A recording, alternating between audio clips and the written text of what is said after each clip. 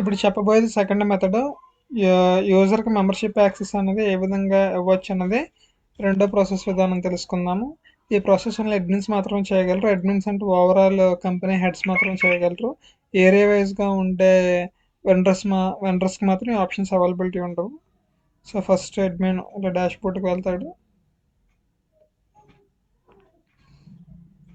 వెండర్స్కి ఇంతకుముందు చెప్పిన ప్రాసెస్లో చేసుకుంటే సరిపోతుంది. ఆ ప్రాసెస్లో అడ్మిన్ కూడా చేసుకోవచ్చు. ఈ ప్రాసెస్ మాత్రం ఓన్లీ మెయిన్ అడ్మిన్కి మాత్రమే ఉంటుంది. సో కామర్స్కి వెళ్ళి నెక్స్ట్ ఆర్డర్స్లోకి వెళ్ళాలి.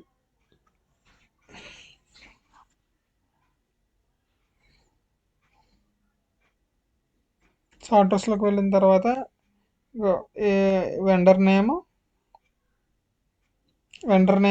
ఆర్డర్ ఉంది కదా, ప్రాసెసింగ్లో ఉంది. ఆర్డర్ ఏంటనేది చూద్దాము.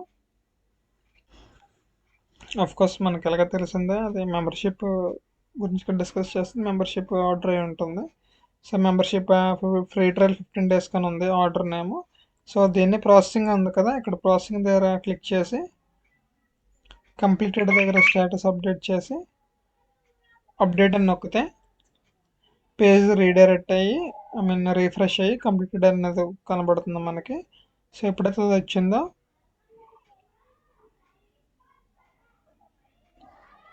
యూజర్కి మెంబర్షిప్ అనేది యాక్టివేషన్ అయినట్టు అర్థం అన్నమాట.